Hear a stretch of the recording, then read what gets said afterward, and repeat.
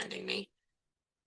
Um, and I help, well, I'm the main person answering any questions, troubleshooting any issues with the KSApp, um, training on the KSApp, all that, those fun things.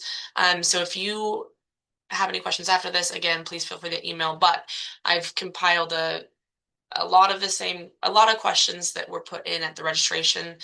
Um, when you register for this webinar, a lot of them were repeats, and so I was able to collapse those into one another, and then put together a presentation based on that. And I figured the best way to do that would just be to share my screen and walk through those questions using the KSApp.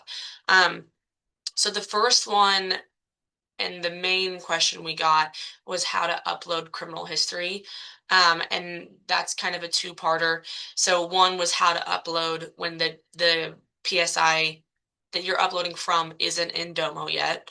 And so we'll go through that one first. And the second one was how to upload um, or how to transfer criminal history information from a PSI that is in Domo into a new PSI. And so we'll do that second. I First thing I want to start with is I know 3 weeks ago or a month ago, a couple weeks ago, we had some widespread um, uploading issues. So it wasn't even trying to load. It was clearly a glitch. It was just not letting you even get to the point of uploading at all. So I want to say that that has been fixed. So if you have been avoiding using the upload feature, like I was telling people to do, that's fixed now. And I also know there have been a lot of issues with transcription issues from the upload to the PSI itself. Like the year will be put in wrong. The conviction date year will be put in wrong. The scanning feature will mistake a like an 8 for a 9. And I know that's super frustrating when you're proofreading what was put into your PSI. And that was pretty common since I started working on the app and working with Domo. But I will say I've tested a few now in the last couple days since the upload feature was fixed, and even yesterday I was still testing them. And of all of the PDFs that I tested yesterday, I didn't have any issues with.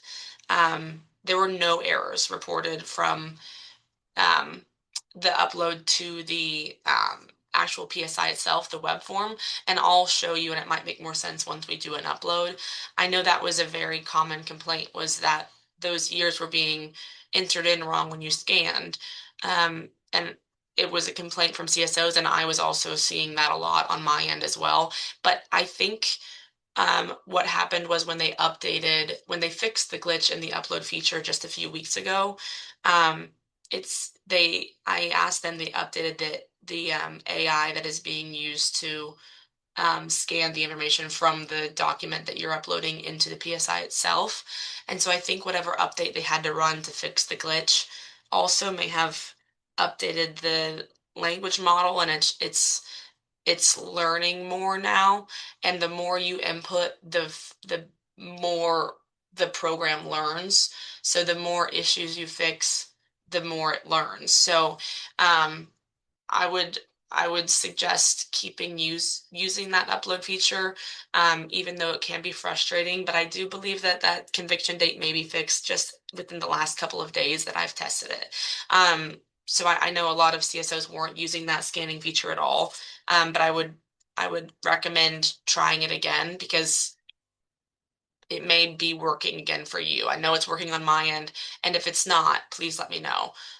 So that was kind of a long intro, but um, just wanted to let you know that we are seeing some improvements a lot. Um, so I'll just go ahead and show you. So I've already filled out this PSI completely, except for the criminal history section. Question I Peyton, get a it's lot still about. showing the PowerPoint. Oh, gosh, dang it. Okay, thank you. That would have not worked out very well. There. Is that there now? Now it just says you started screen. Oh yeah, now you can see it. You might want to Okay. zoom in a little bit because it's really small.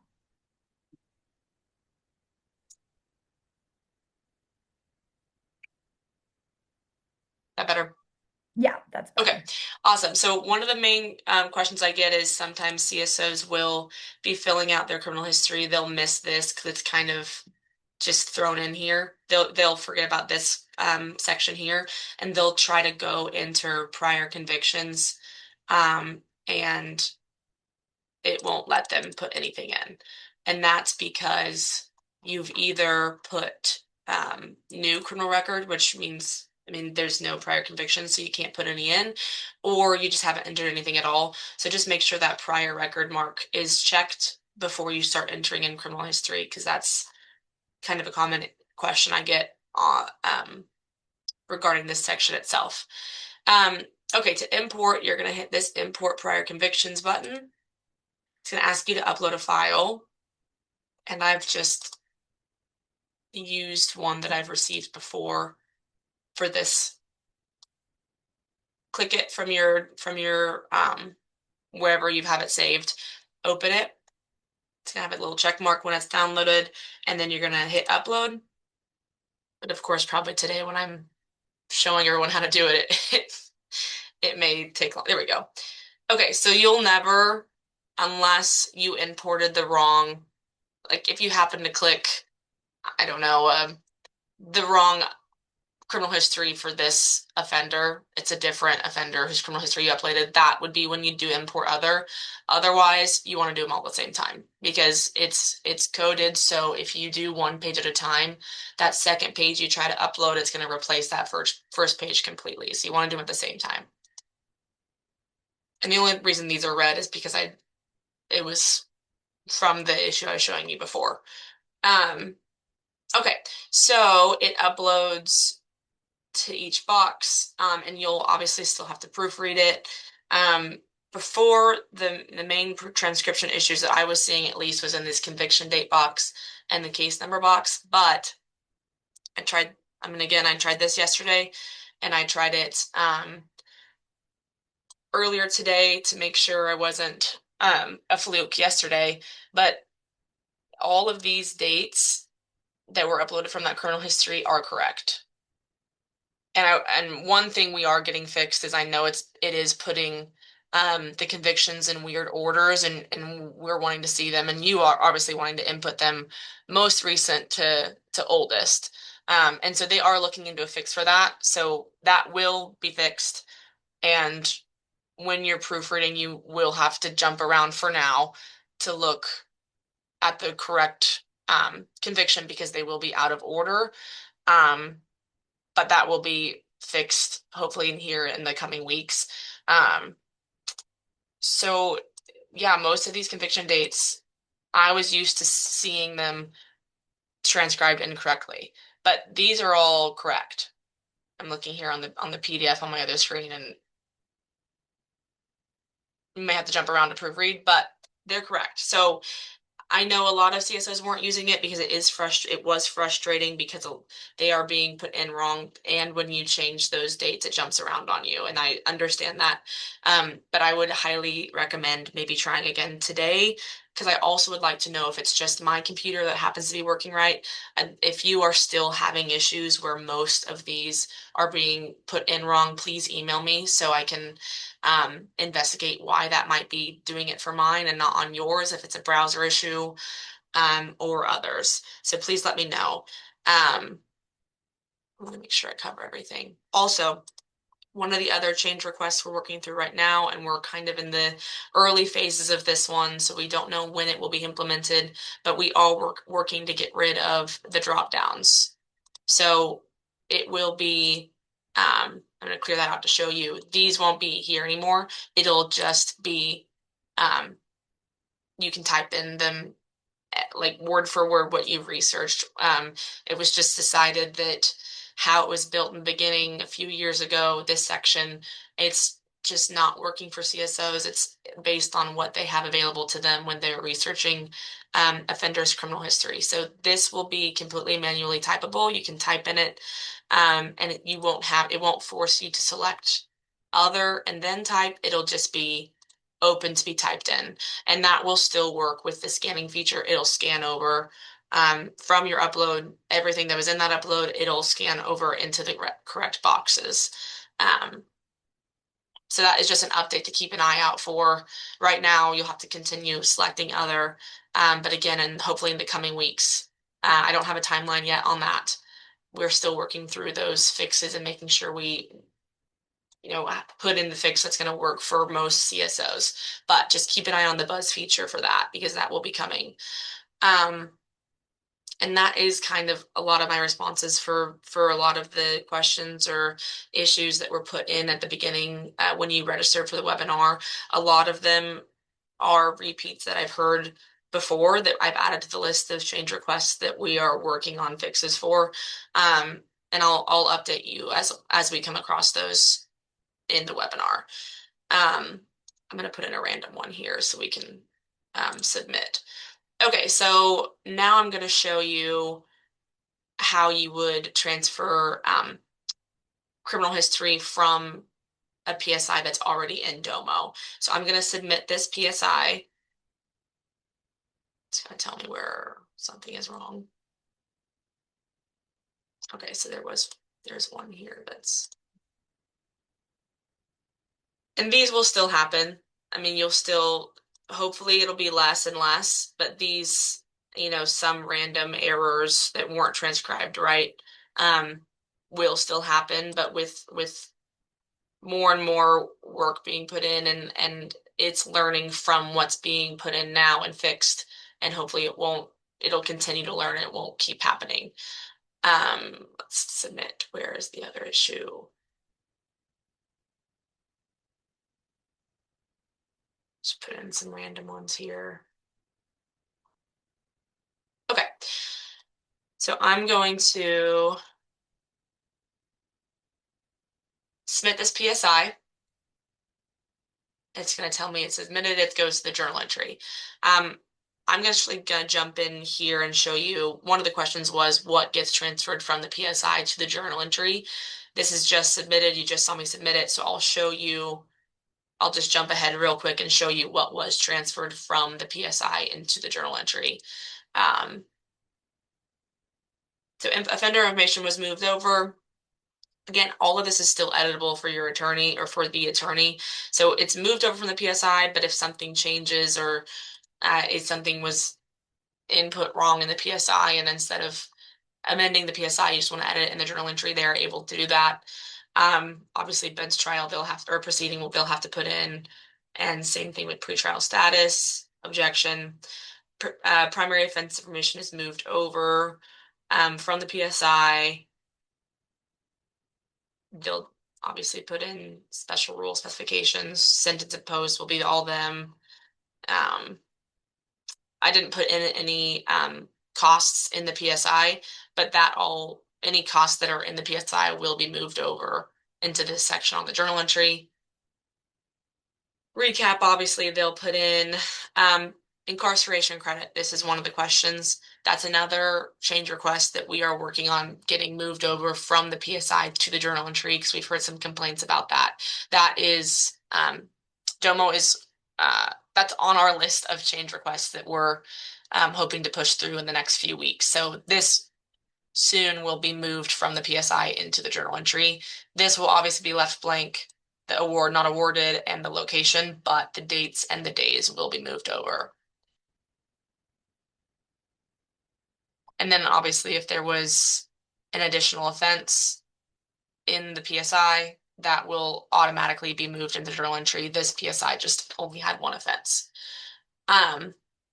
Okay, so I'm going to jump back and show you how to move information from this first PSI into a new PSI. So let's say uh, Walter White was sentenced to this first case. There's a second case later on, or even at the same time, that you want to move information from the first PSI into the second PSI. One thing to note is that you can only transfer information from the first PSI to the second if the first PSI has been submitted. There's just no way for Domo to know, one, what information to move over, and also if it's not submitted, they don't have that information to pull from the first PSI into the second. So it will have to be submitted in order for the information to be moved from one to another. So I'm going to jump back to Riley. I'm going to go to the create case like normal, continue. I'm going to put in the new case number. So let's say test. That's a new case number. Before hitting create case without prefill, which is what you'd normally do to create a brand new one, you're going to go to search existing cases, type the first PSI's county, and then what's it? Type this, the first PSI's case number. Nope, it's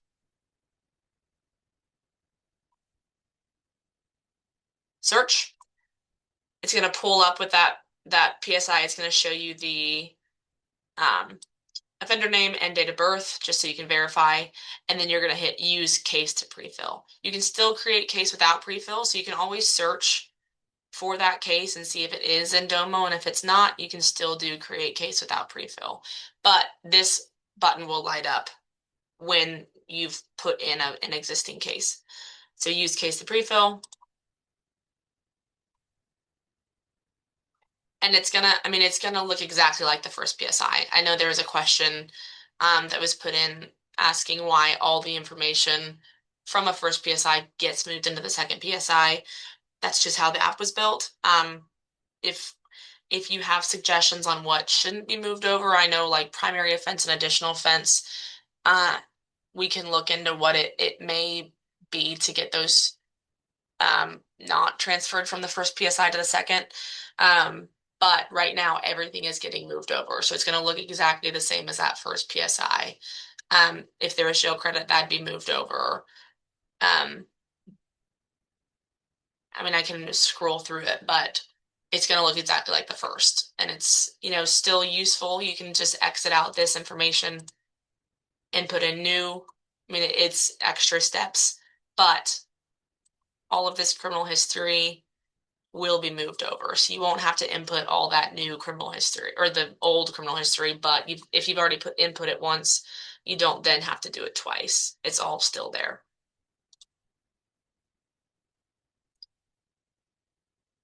All right. I'm going through my notes to make sure I didn't miss any specific points. Awesome. Okay. So one of the other questions I got a lot was, why do things disappear? Why isn't there a save button?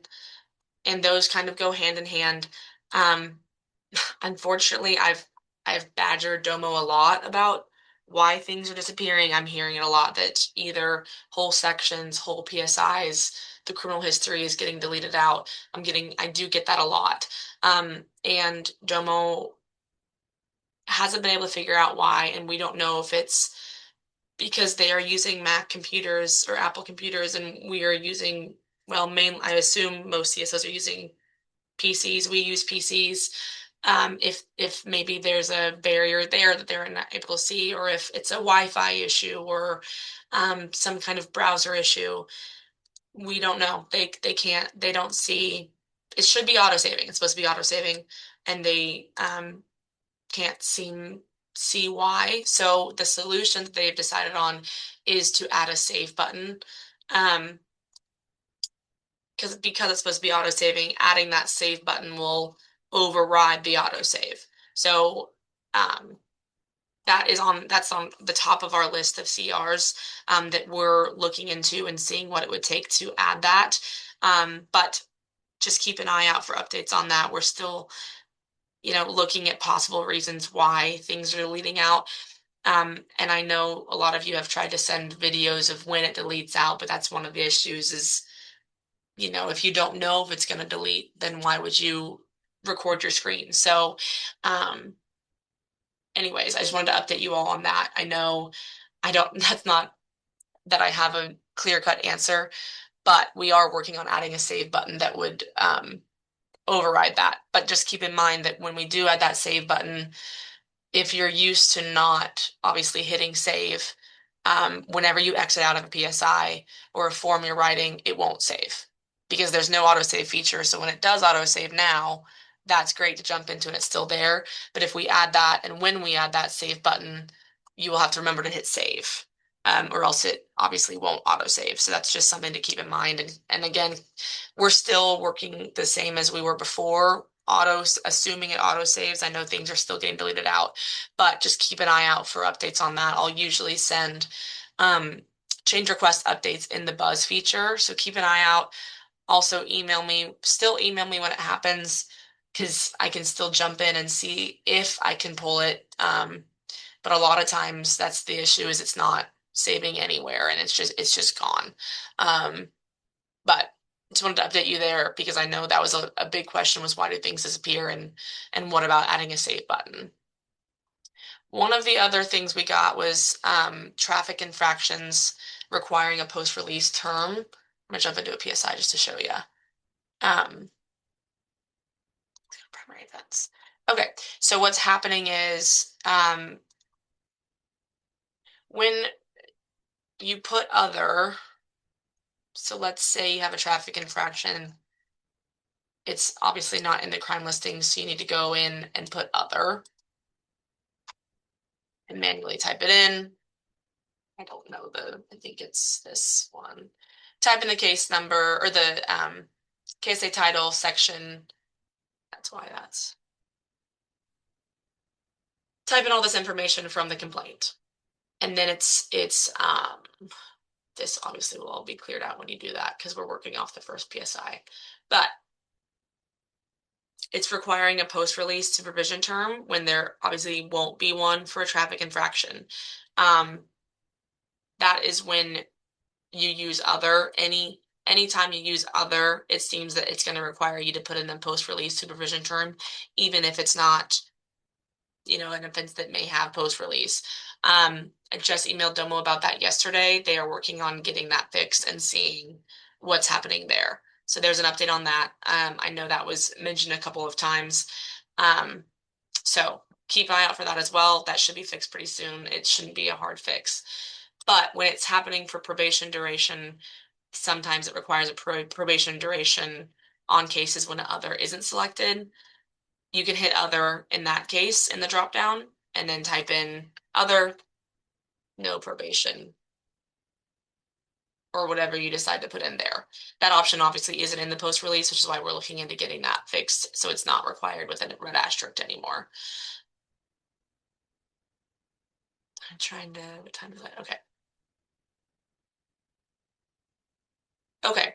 And then I know a lot of we've received some complaints about scroll down here, other and then other description showing up. So let me download the form and just show you that way.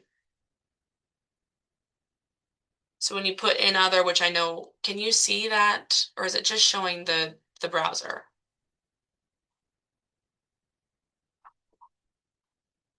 Hopefully you can see that. Like the PDF form of the PSI, or are you seeing Domo still in Chrome? Okay. I'm not gonna mess with it, but I mean, as long as you've filled out a PSI, you know that when you put in other for a prior conviction, which is happening a lot because of how this system was built, um, it's saying other statute. Well, actually, this stays, but when the description is displayed, it says other colon and then puts in the description. Um, we've received a lot of complaints about that, about how it looks and how judges are viewing it and how they're not loving how other is appearing. Because we're taking away those drop downs and the need for other, that won't appear anymore. So once those drop downs are taken out of it and it's a manual type situation, it will just say the statute and ordinance number, and then it will just say whatever description you type in. So other won't appear anymore once that change request is pushed through. Um, I showed you that one. There was a few that I need some more from information on. There was one saying that Domo typing glitches on the official version page. So on this page 4, when you're putting in this official version, it glitches. I haven't experienced that. If you're that person who put that question in, or if it's happened to you, will you please email me and let me know what's happening specifically so I can take a look and troubleshoot it and see why that may be happening because I haven't experienced that and that is the first I've heard of this issue. So if you could email me, I could take a look at that issue more in depth. Okay, why does the back button disappear? It disappears because technically in Domo, this is the so the app is built within Domo. Um, there's a couple different things you can do to fix that. This is like a they call it a card in Domo, so this is showing up as a card, which is why sometimes the top gets cut off and you can't go back or hit submit because those are at the top of that PSI form when you're filling it out. What you can do is I mean, if you're seeing it like this, you hover over, you'll see this expand button, hit expand, and then it's kind of showing you a full view of the app. Let's try to jump into one of those cases.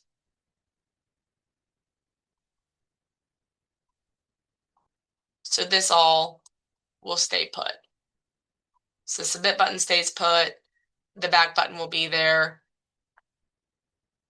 and all that jazz. So you can expand and sometimes when I'm using Chrome, it doesn't give me the option. But either way, or the option I was going to show you, no matter what, that expand button will show up for you and it'll leave that back button in place and the submit button as well. And it kind of gives you a fuller view of the app itself, which may make it easier. Oops. Can you guys still see that? That was weird. My screen blacked out. I think my computer's having, it's deciding not to work today. But anyways, you'll expand and that will show you a full view of the app itself. Deletes out. We went through that. Um, oh no, why? And then we also received another one, which I'll need more information on as well. Why the system deletes or outright won't take statute or words I type into the program. Um, if you could send me update like any specifics on that, is that the primary offense section you're talking about, or the criminal history? Because the criminal history, we've heard that a lot, and that manual type, that change to the manual type system should fix that. But if it's a different section you're talking about, please email me and I can take a further look at that. And then same thing with this, updates on automation based on info already input, age calculation, SB 123, and then auto scoring.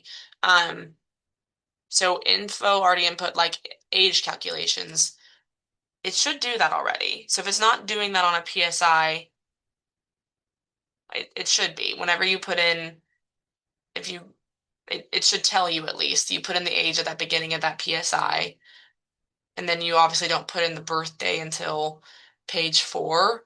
So I mean, you'll have to put that stuff in, but if you put in the birthday wrong, it will warn you. Like it'll give you an age of offender discrepancy because this would mean they're 28 instead of or yeah, 28 instead of 26, but you've put in 26. So it should do that unless I'm misunderstanding the issue you're saying you're having. Let me know if I am. And same thing with SB 123. I'm not sure what part you're talking about or if you're suggesting something be auto-calculated for SB 123, let me know, and we can add that to a list of possible change requests.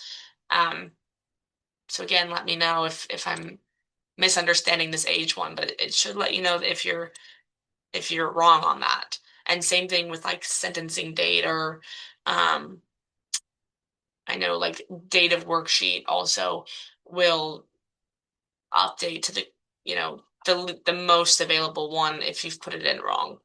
Um, Let me see. Okay, adding copy entry to every prior conviction you're putting in. That's a good idea. I'm gonna add that to the list. It's been added to the list of change requests since we're already working on changes to the criminal history section. We're kind of looking at an overhaul because we're fixing the statute and description box, and they're looking into how to make the scanning feature more efficient.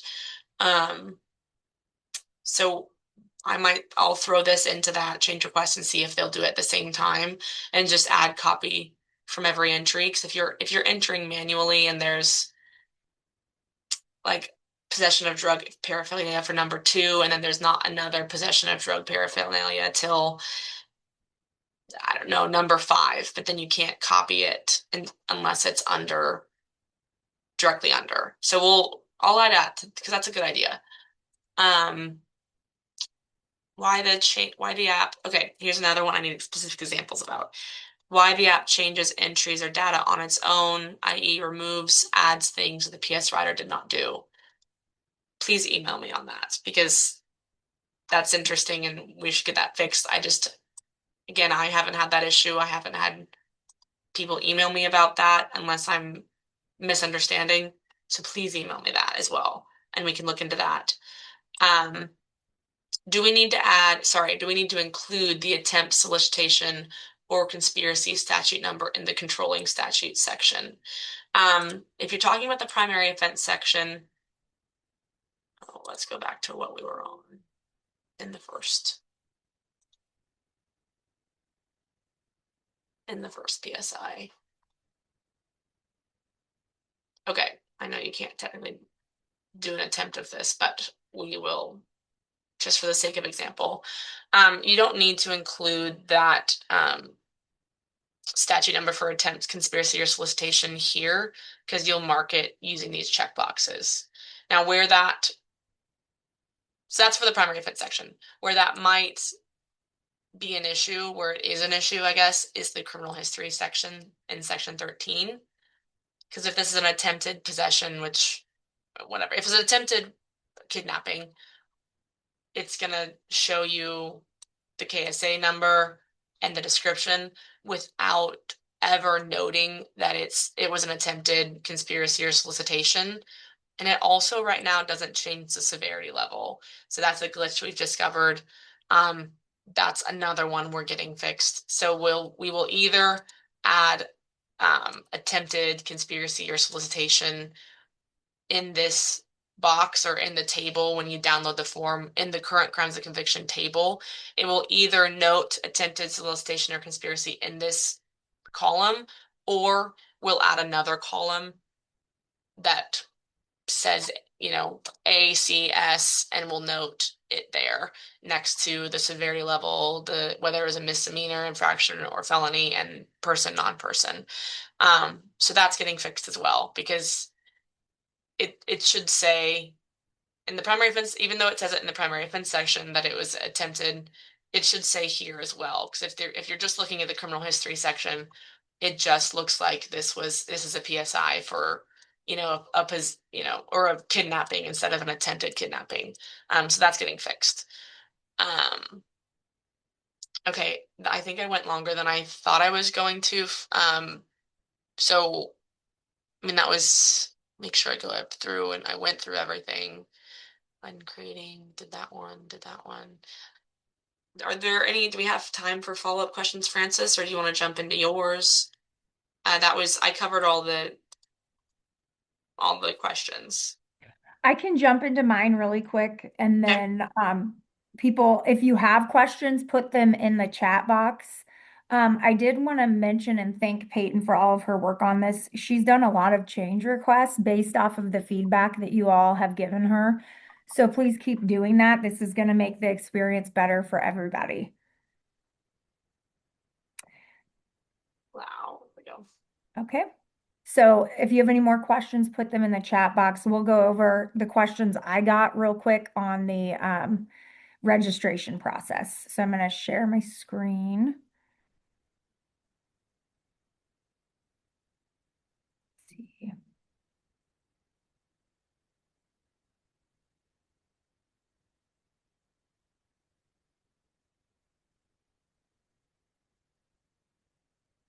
Okay, let me know if you can't see that. I'm gonna put it in slideshow mode. Okay. We can see it. Okay, perfect. So the first question we got, and we have gotten a lot of times recently, is if you can count criminal history convictions. So I'll quickly go over the status of criminal threat. Um, Want to just mention, because we get asked this question a lot, you will never count a criminal threat as a non-person felony. So we have gotten asked quite a bit over the years if you can count a reckless criminal threat as a non-person felony, and the answer is no, you cannot count that at all. So brief history of criminal threat in Kansas. You used to be able to find someone guilty of criminal threat either recklessly or knowingly. The reckless part was ruled to be unconstitutional by the Kansas Supreme Court. The Kansas Supreme Court has now said that if a prior conviction at any point was unconstitutional, you can't use it. So that means our commission still believes that if a criminal threat was reckless, it cannot be used in an offender's criminal history. If it was intentional, it will be used, and that would be a person felony. So again, if it's reckless, can't use it at all. Different jurisdictions have different ways of noting on the PSI the criminal threats. I know a lot of people told us at prior trainings they'll put criminal history, criminal threat, and then they'll write a note that says Boker or some way to notate that you're not sure if it's intentional or reckless. And then the prosecutor and the defense can argue that point to the judge. State v. Keel issues, how to score prior possession of marijuana, as well as failure to register. So what State v. Keel is a case that says you will classify a prior conviction according to the law at the time of the current crime of conviction. This is going to apply when you have a crime that has changed. So from the time somebody was committed of a crime to now you're filling out a PSI and it's part of their criminal history, it might be a different severity level. It might be a different felony or misdemeanor or person or non-person. So this is when you will look at these cases. So State v. Terrell, this was an offender who had a prior failure to register. So when the offender was convicted of prior failure to register, it was a non-person felony at the time. So then when he was convicted of his new crime, which was aggravated escape, by that time, his prior failure to register would be a person felony because the failure to register, he had to register for a rape, which is also a person felony. So under Keel and under now Terrell, all of your prior convictions, whether they're out of state, pre-guidelines or post-guidelines, they're going to be classified as person or non-person as of the time the new crime is committed. So this would apply to, again, the failure to register, like we just saw, as well as the marijuana convictions. Prior crime determination, when there's more than one conviction, of course, the sentencing court has to establish the base sentence. They'll use the primary crime to do that. Your primary crime is generally going to be the crime with the highest severity ranking. Presumptive prison is primary over presumptive non-prison. I put in the most common questions that we get here. So when you have an off-grid, so you have like a Jessica's Law, first degree murder, any kind of off-grid and a grid felony in the same case, it's not very logical, I guess you could say, but you will always have the on-grid felony as the primary. So the off-grid it cannot be a primary crime. I know it kind of runs counter to what your mind would tell you, but that's just because it has to be on the grid. So that the primary on-grid is just going to be used to determine the base guideline sentence. And don't forget that if these sentences are consecutive, the offender won't begin to serve the on-grid sentence until they are paroled from the off-grid sentence. So the post-release term is also going to be based off the off-grid. If you have a non-drug and a drug grid in the same case, and when the crimes both have a presumption of prison or a presumption of probation, so they have the same presumption, the sentencing judge will use the crime that has prison as the primary crime. Sorry, if there's prison and probation. However, if they are the same presumption, you're going to be using the crime with the longest sentence term. Okay, same thing for non-grid and grid. So we are not seeing this, I don't think, as much anymore now that DUIs are on the grid, but your non-grid can't be your primary, so the grid crime will be your primary. Okay, if an offense covers date ranges, so typically the way we see this is in sex offenses.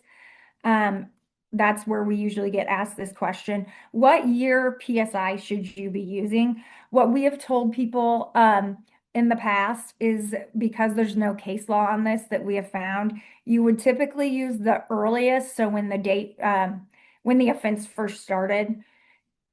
However, it's there's nothing saying you can't use a later PSI in this case, but what we have recommended is using the earliest of offense date. Status of jail credit, lots of new cases on this. So very quickly, Hopkins is the case that started all of this, where the Supreme Court of Kansas said that jail credit time is not going to be limited to time spent solely in custody for the charge which the defendant is being sentenced. So after the court here held that a defendant will be awarded jail time for all time spent in custody, we then got some amendments.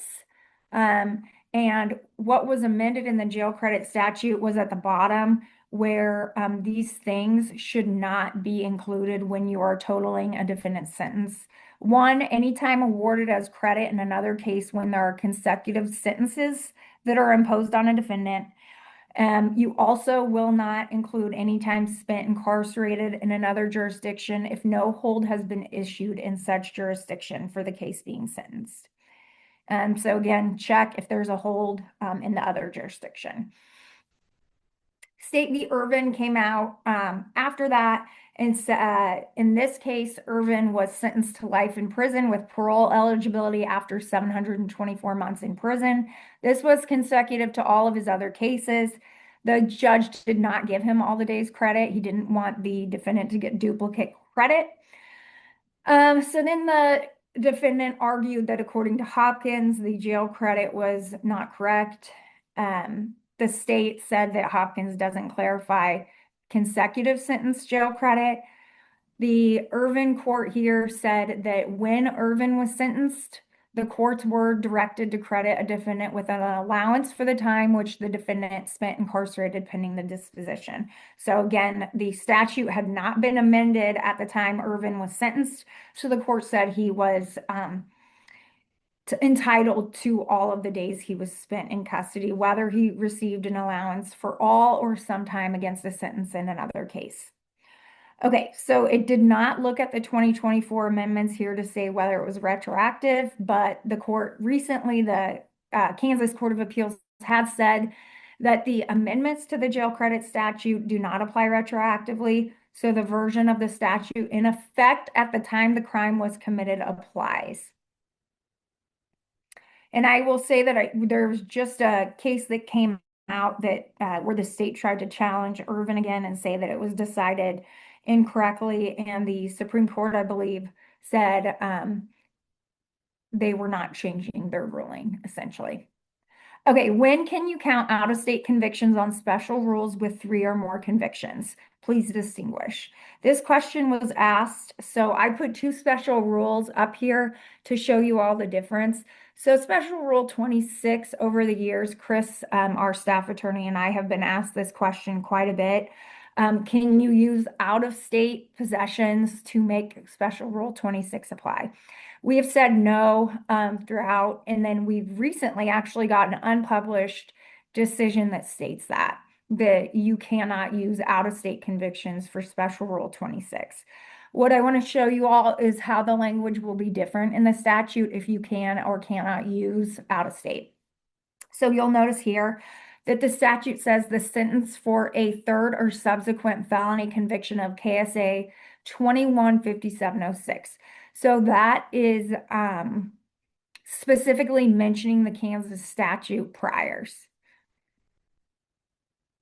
On the flip side here with persistent sex offender, which is special rule 5, it says, see if you can see my cursor.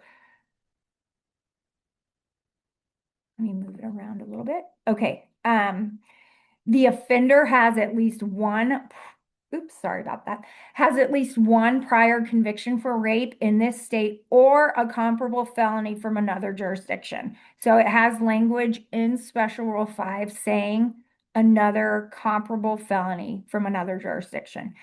One place I would start if you're looking at special rules is the desk reference manual on our website.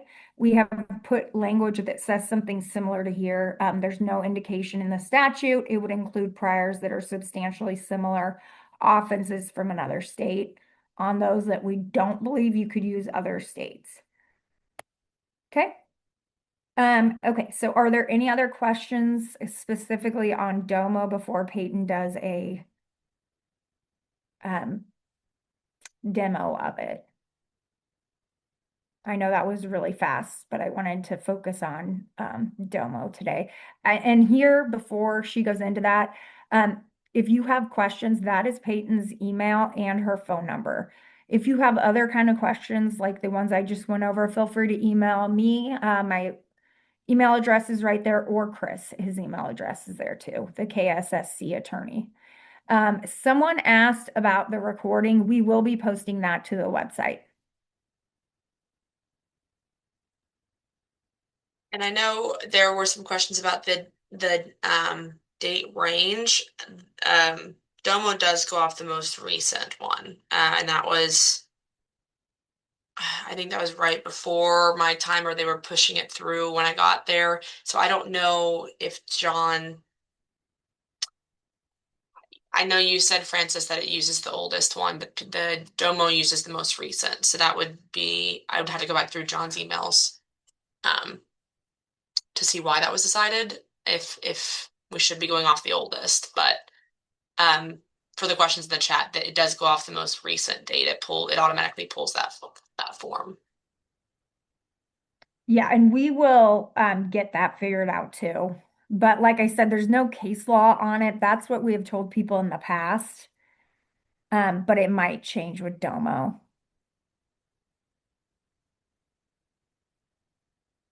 I'm going to share my screen. Always use the start date of the date range. Okay.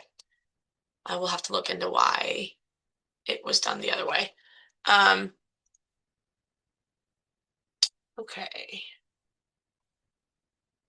Get everything in order here before I. Okay, cool. So I'm just gonna run through real quick. Take about 10 minutes here to just show you from beginning to end for any people who haven't been to a training or isn't super experienced in Domo or honestly just needs a refresher. If you are comfortable and you don't want a full demo, feel free to jump out whenever. But also feel free to stay for a refresher, no biggie. Okay, so I'll go. I guess what you'll do is either way, you don't have to have this in there. So this is what your screen will look like when you first log in. I'm gonna expand it, show it better. Okay, so you'll see, county, you can put in a case number so you can search for an existing case if you've already started one, or if you're taking over from someone. And also, I just realized I forgot to mention in one of those additional questions that was put in a little last minute, which is fine, was can supervisors see um, other CSOs' PSIs that have been put in Domo in your county? You should be able to. It may not pop up like for mine because I have an admin account for reasons for how I use Domo, mine will show up kind of as a case log for every case in Riley County or in whatever county I select.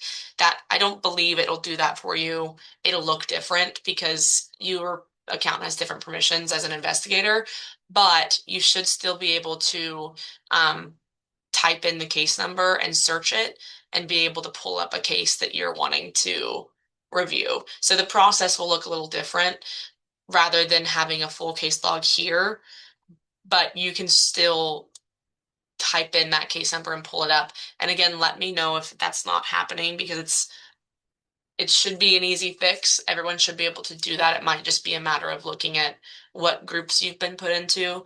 Um, so yeah, let me know if that's not happening for you and we can look into why. Um, okay, I'm going to create a case. So continue Riley or select whatever county you're working within, creating a case within, put in the case number, say it's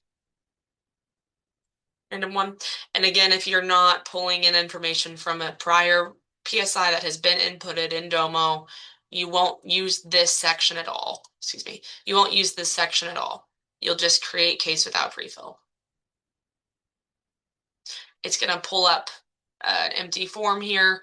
It's going to show you case number. Once you put an offender name, it'll say state B offender name. And I suggest doing this first. If it is a date range, obviously you can't put in a date range up here until the primary offense. Um, and keep an eye out for any updates on the date range I mean, since there's no case law, I'm not super concerned about it, but just keep an eye out if we do change anything with that. But I would put in offense date first. So let's say it's 25. It's going to load for a second because it's pulling up the correct version of the form. So what happens for some CSOs, I think, is they don't put this in first. They'll enter all this information, um, and then they'll get down to the primary offense section. They'll put in. So I guess maybe I'll just show you. So let's say I didn't put in the offense date first, and I filled out all of this information, offender information, judicial team information, and then I also did primary offense information. So I select the correct section, subsection, it's going to pull in the right description, and then I put in the offense date. It's going to jump back to the beginning because again, it's going to pull the correct form, which a lot of stuff, most things between years on the form doesn't change. There are a few changes that are added every, some years. So it's a lot of times not going to change a ton, but it's still going to jump you back to the beginning of the form. You're going to have to scroll back down and it is going to, oh, it didn't this time. Look at that. It's probably because I had 2025 before. But if you had not put anything before and you had put all this information in and then put in the date, it will clear out this information. The only reason it didn't this time is because I had put in 2025 before, and then deleted it out to show you and still use 2025. So if I had gone back, because I put in it up above here. So, but if you hadn't put in that information before, it will clear this information out because it's going to pull from the correct year listing. So if crimes change from year to year, it has to pull from the corresponding year of crime listings, so it's going to change this. So it's not, it's not a huge deal. It's not like it clears out a bunch, but it is just adding more steps and adding more time for you to fill out a PSI. So just right off the bat, that's my first suggestion is putting this in first. And again, if it's a date range, you'll have to jump down to the primary offense section, put in the date range, and then it'll pull this version, it'll pull the most recent year, and use that form version and that year up there, but it'll still show the date range down here. Let's go back to the beginning. And then if you had submitted this PSI and then realized, dang it, I missed this and you have to amend it, I'll show you that. You'll amend it and it'll note that it was amended here. I'm gonna have to speed it up a little. we've added this consolidated cases box to every year form, so you should be able to, or you will be able to put in any case numbers, no matter the year of form that you're using. That was just a glitch that's been fixed. Um, let's use Walter White again. Good Lord. Okay, now it's added State v. Walter White up here. Oops. If you don't have a KBI number, you can just put a bunch of zeros. Um, and that, what if for some reason you didn't have it for the PSI, but they do have it for the journal entry, they can add that into the journal entry easily. Um, Hispanic.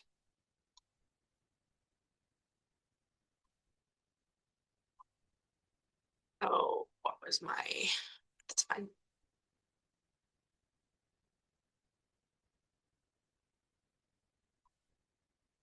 Oh, I'm going to show you it's going to add up these days automatically.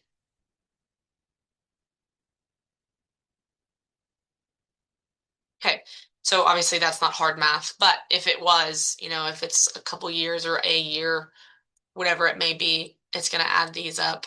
Um, and also, I know there have been some complaints more on the journal entry side. But if you do notice, it doesn't, actually, it might be fixed now. I know they're working on a fix. It's not using the first date as a day. Um, that will be fixed. I haven't gotten any complaints, I think, from CSOs on that. That's more of a prosecutor complaint. But if you do notice that, that may change in the actually a couple days. That was just a glitch that they've been working on as well. You can add others, remove them. Let's say. Also, if you are new to the KSApp and you're just now starting to use it, you can fill out as many test PSIs to practice as you want. Just please be sure that you are putting tests somewhere in the case number. So when we go through our data on our end, we know which cases not to count because they're test cases. So um, I mean, some people put pilot. You can put pilot as well. Um, Either pilot or test, whatever you decide. Just please make sure you're including that on the case number so we know which cases not to include in our data. And for a test case, um, also don't put in any actual attorneys or judges. Um, and I can actually put this information in the buzz maybe because I know it's not intuitive, the name of this. This is just a test account that I've created as a defense attorney. Um, so feel free to assign my name. You can also put just my name, which is this is my admin account that I'm in now. If that's easier, I'll just tell you to do that. Just put in my name for retained for either Peyton F. prosecutor or Peyton Fenwick, but just so you don't have to think about it, just put in Peyton Fenwick. And that way you're not assigning an actual judge or an actual attorney. So when you're trying and you're working through some test cases and you go to hit submit, they're not getting notified of test cases that they've been assigned to, um, just so nothing gets confused. Um, let's put in dates, and then we talked about this section, putting in the offense number. Um, for this one, let's put in, just so I can show you the attempt stuff. Oh, I don't have any off the top of my head.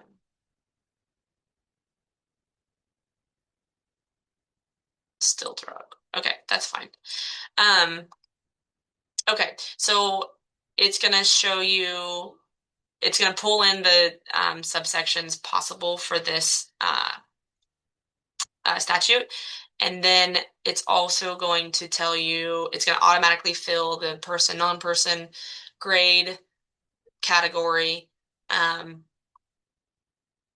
severity level, and it will fill in this. I just haven't put in a criminal history. Let's say they're a criminal history E. Did I miss it? Yeah. So criminal history E level 3, they're presumptive prison, so that will automatically fill in as well. Same thing with the sentencing ranges. And then if you are, I know sometimes drug ones are a little different. It does it with, it changes the ranges instead. So, but if it was, and I know I'm running out of time, so I'm not going to pull up a different statute, but if it was like an attempted kidnapping, it will show when you first put in the statute, it'll show the felony level for kidnapping automatically until you select attempt conspiracy. Well, now I'm thinking that one won't apply.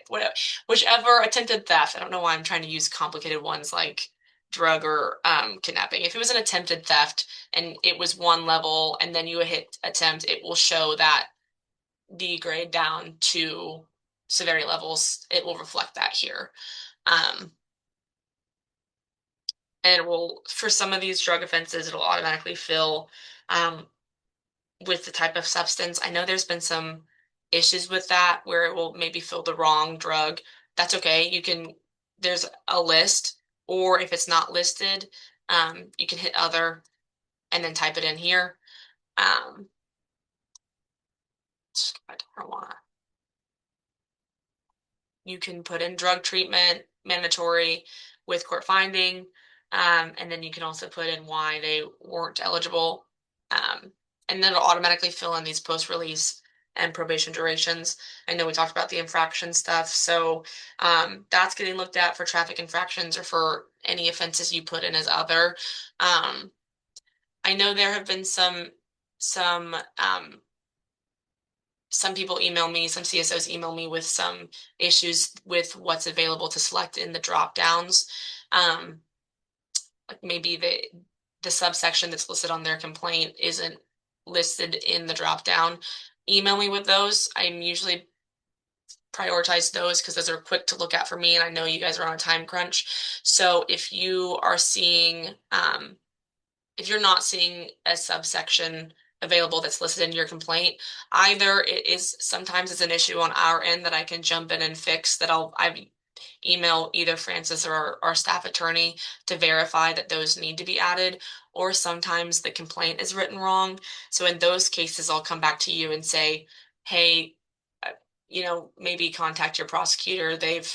It looks like they've missed the subsection or they've listed the subsection wrong, and you'll have to jump back with them and verify that because this is one of the most important things for us to have right. So we're hesitant to change these without verifying. So please email me if you come across those as they come up, and I usually get back pretty quick. Just a FYI on those issues. Um, if there's an additional offense, you'll add a new face sheet. It does jump you back to the top, but you can always toggle to whatever section you're needing to jump to in this content section, um, and jump down to that face sheet supplemental for the additional offense. It acts the exact same for those additional offenses. You can either put NA or I. Um, I think it's kind of a county by county preference. I know you should put I, but I think that's why NA is there, is for you to use either of those for those additional offenses. I'm trying to decide. I want to make sure I'm covering the big questions I get, but I know we've already taken up an hour or so of your time. So um, I'll look into those official version complaints. I know there was some stuff in the chat that I've been noting to make sure I look back on and look into that you guys responded with my question about that. Um, what else should I be showing you? Before this was the validation, the asterisk for this section was kind of funky.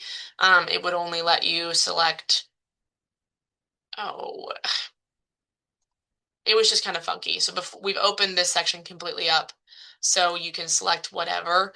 Um, just an FYI, if you've noticed that should be fixed for you for a while now.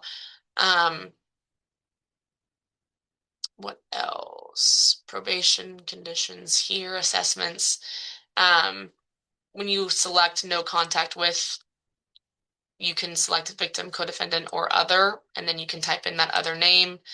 And that is why this page 5 is also confidential. Um, I'll show you that too before we jump off. how to download the forms to review. I know a lot of, same thing with community service work. You can put in the amount of hours. Um, I know a lot of supervisors or CSOs like to review their forms in the PDF version instead of this web form, which I totally get. That is available to you. You'll just have to jump out of this web form by clicking this back arrow. It'll take you to the main page of the case where it'll show you pre-sentencing information. It'll tell you who it's in progress by, which should be you when you're filling that out. Um, and then download these download buttons. So you can download either the public, which will take out pages 4 and 5. Um, I'll have to stop sharing and then share again to show you these forms, and I'll do that real quick. Or you can download the confidential, and that will show you those pages 4 and 5, and those are confidential, because it'll have a, birthday, social security number of offender, and then restitution information, which will sometimes have the victim's address and name on it, which we want confidential. And same thing with page 5 with the no contact with, if you're putting in those victim or co-defendant's name and address. I'm going to stop sharing and then share again to show you those forms, how they look when they're downloaded. Peyton, while you're getting ready to share those, Mhm. is there also another place on Domo where viewers can watch our old PSI trainings? Yes, and I can, not on Domo. I've tried to share through email, just sending the videos because they're so long. I've either done it by Dropbox or um, YouTube, but I know some IT departments don't like Dropbox, which I've heard, so that's why I send those. I'll upload them to that YouTube, those past trainings, and send the link um, privately, so anyone who has the link can access, but they're not open to the public. Um, Okay. I will add one of those on our website for those of you who haven't seen the full PSI training. So you can watch that also when you watch the training from today. so I know I kind of ran through the form itself on how to fill out itself, which is what those trainings are for. I don't know if Francis said that, but those are some more in-depth trainings on that just solely walk you through how to fill it out. Um, so those are available if you are wanting more in-depth, because this was kind of a really quick rundown of it because I know we're out of time pretty much. So, but this is what the form will look like when you download from that main page of the case if you're wanting to review it on the old form version. So I can't tell if it doesn't tell me up here if it's out of room, but we'll see if it's confidential in a second. So it looks exactly like it does before, same form, it's just that how you're filling it out is different. Um, there's another face sheet. Okay, so this is the confidential version. So it will have page 4 and page 5, not for public record, it notes. Um, So I have name and address, which is why it's left, and then social security date of birth. And then this one also, page 5 is confidential as well. So those will be left out of the public version you download. Um, Same, it looks the exact same, just without those pages. Oh, that one shows up. So just 4. I think that might be year to year though. So, I mean, that was everything that I had. I know there were some other questions. Um, I wonder if there's a way for me to download these chats so I can. There is, Peyton. I Okay. can send them to you. Okay, that'd be great so I don't lose Yep. them and I can look at those. Um, Yeah. awesome. Well, that's everything that I had. Yeah. All right. Thank you so much, Peyton. Peyton is doing an amazing job with KSApp. And if you've contacted her, you know she responds quickly and she's efficient. So please continue to email us. We will try to get to all the questions via email that we missed in the chat. And I will post this on our website shortly, along with one of the introduction to PSI ones where Peyton covers the entire process of how to complete a PSI for those of you who have not attended that yet. Thank you everyone for coming. Thank you.